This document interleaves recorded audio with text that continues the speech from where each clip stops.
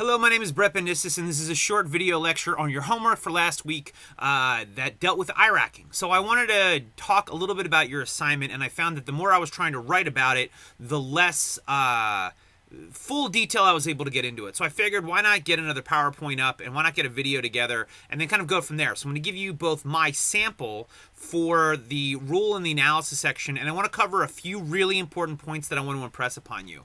One of the big things when it comes to IRAC is there are common things that I think people do under the guise that, like, I know how to write and I'm fine, that I really want to kind of break habits. So I'm going to go over this as sort of do's and don'ts, and if I'm mentioning things that you're doing, it's not a bad thing per se, but I do want to make sure that as we're moving forward, we're not continuing certain bad habits, because as a general sense, part of this class is a legal writing class, and unfortunately, I have an idea of how I want the class to go and how I want your writing to go. So if we're talking about sort of moving forward, I want everyone's writing to move forward. There's no student in any class in 4 weeks in that's got everything down perfect, that can't show some improvement. I still feel like some of the things I'm doing can use some improvement. So I just want to kind of point out that in a general sense, I want everything to move forward. So regardless of sort of how you've done so far and where we go, I want your work to look as much like what I'm giving here as possible. And as we sort of move forward, I'm going to be a lot more rigid with sort of where my expectations go moving forward. Therefore, noting a few points that we're going over I think are going to be really important. We've talked about this a little bit last week, and I mentioned this in last week's slide, that there are 4 things that are required of an IRAC, which is an issue, a rule, an analysis, and conclusion. Now, the first thing I want to note is that for a lot of you, you've written memos before where there's a facts section and a brief answer. I do not want that for an IRAC assignment. So if you're writing before where you're including a separate summary of the facts, I would actually ask that you omit that section. If you're giving me a brief answer after the issue, I'd like you to omit that as well. And the only reason for that is you're not always going to be writing memos that require that form. So I don't want you to assume that all legal writing needs to take this very complex form. That's only required in certain areas. So from now on, when we go over an IRAC assignment, I want you to just give me an issue, a rule, an analysis, and conclusion. The first part I want to know what the issue is. What is the problem that has to be answered? I want you to approach this as like a thesis statement, not just strictly something that deals with what is the problem or what is the law, but mixing, again, law and fact. Your issue should really follow a form that says, if these facts are available, does this law apply? Or if this law applies, are these facts available? In your problem, you dealt with defamation, you dealt with a statement that was given in jest, and you dealt with a public figure. So all of your issues, regardless of how they come out, have to incorporate the fact that we're dealing with facts, we're dealing with the law, and we're putting everything together. So it would almost be something as, can the plaintiff present a defamation claim for a statement that was made in jest in a public forum? Like, to me, that gives me a good idea of what I'm about to read. So I want your issue statement to present this idea of, this is the thesis that we're going to go over. The big thing I want to note when it comes to organizing rule statements, and specifically rules and analysis, is that I very desperately almost want your rule to be one paragraph and your analysis application to be a separate paragraph. I don't want any, blend between them in any way whatsoever. So when you're giving me a rule paragraph, I want just the rules. I don't want any analysis of the facts. I don't want you to reference our clients. I don't want you to reference our problem. Your rules are just, what are all the rules that are applicable in just this situation? Why that's important is because I think if you're splitting them up in a certain way, you don't have a clear view of what the law is and what the facts are. And part of like what the law is giving a really good idea. This is the entire analysis for my problem, and then I'm going to do it. So I want this approach to be the rule paragraph blazes the trail, and the analysis sort of answers it. So the big rule, the big thing I want to see moving forward is very definitive split between your rules and your analysis. If you're noticing that you're having analysis in your rule, or especially if you're introducing new law in your application section, excuse me, you have to really make sure there's a split division there. That's something that I am inflexible on, for lack of a better term.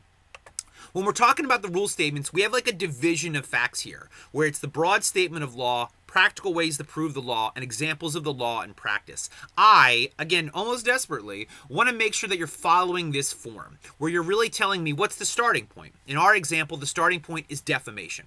right? We have the elements of defamation, how it's proven, and the nuances that the cases are given. The big thing I want to break everyone of, and if I could break every legal writer of this across the planet, I would do this, is focusing specifically on the cases and giving me case analysis, and then assuming that the facts can go there from there. The reason why I don't want that type of analysis, you have two cases and then the American jurisprudence, where if you're just giving me fact, this case said this case said this is the analysis here, you're limiting your analysis to just these individual cases, and that's not really how the law is done. The law is analyzed from an objective point of view that's giving all the rules and then all the facts. So I'd like to really break you of this habit of saying, in this case, this court said this. This is what happened in these fact patterns. Because ultimately, I don't care what happened in those fact patterns. If I'm really that interested, I can read them. The other big part about why we blue book is because blue booking tells me where that law came from, and it sort of makes sure that I know. So to say, in this case, this happened, I think is somewhat repetitive. And I think it gets to this idea of saying, if I wanted to tell you that there's a really good movie out, right? Like, let's say Manchester by the Sea. I want you to see this movie that's recommended by Oscars. I'm going to say, Manchester by the Sea is a good movie. I'm not going to say, this critic said it was a good movie, and then this critic said it was a good movie, and then this critic said it was a good movie. Because that's limiting the value of the authority to just those sources. I want you to really just tell me what is the truth. What is the objective statement of law that I want you to move forward? An example of this, right? Broad statements, practical ways to prove it, and examples of the law and practice would be something like this. And I'm going to hide myself with my horrible abrasive light to kind of prove a point here.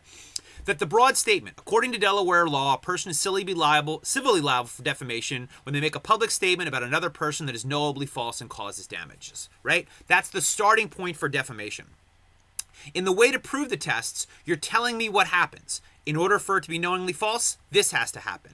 And in order for an element to damages, this has to happen. And then finally, there's a public figure element. Noting that this is just 4 sentences with the example at the bottom, but I've covered everything that I've needed to cover. It's telling me objectively what's true and not worrying so specifically about whether this law says it or one thing or another. It's an easy test to follow, which I really want to make sure you're having.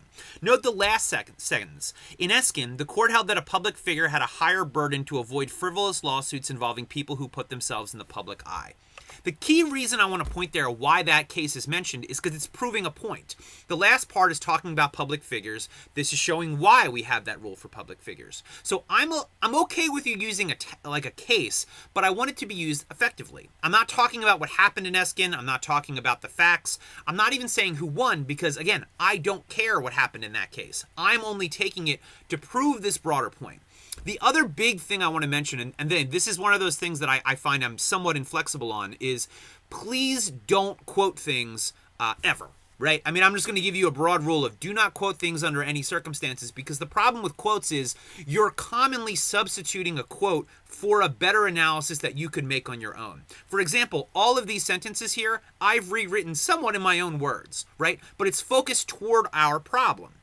For example, for a statement to be knowingly false, a statement cannot be satire, and a reasonable person must believe that statement was true, right? So I'm representing the idea here based on the fact that I know I've got a satire and an issue kind of moving forward later on. So as a general rule, I will tell you that I would rather you write the law in your own words and be wrong than to quote something out of context. And the reason why I'm taking that gambit is because I have always found that when people write the law in their own words, they're almost never wrong. Whereas when you're quoting things directly, normally people do quote things out of context or without grander meaning behind them. So for me, this is a perfectly fine rule statement that analyzes the overall problem. On the other end, application section. And this is another part where I think that there's some fine-tuning that can be done that can really help things. One, don't restate the facts or law without analysis or conclusion. I think that to start an application section or analysis section by telling me the story again just isn't effective, because all it's doing is telling me something I already know, whereas you should be getting into why your answer is the way that it has. And that sort of gets into this idea of adding because. If you have a sentence that says, a reasonable person would know this was satire, why? Why is that the case? And that's a big part of the law, where just because you think something's correct, tell me why it's correct. A reasonable person would know that's false because People know that jokes aren't true. People know the context of the show is a joke. People know that this person probably wouldn't do it and the presentation was probably unrealistic.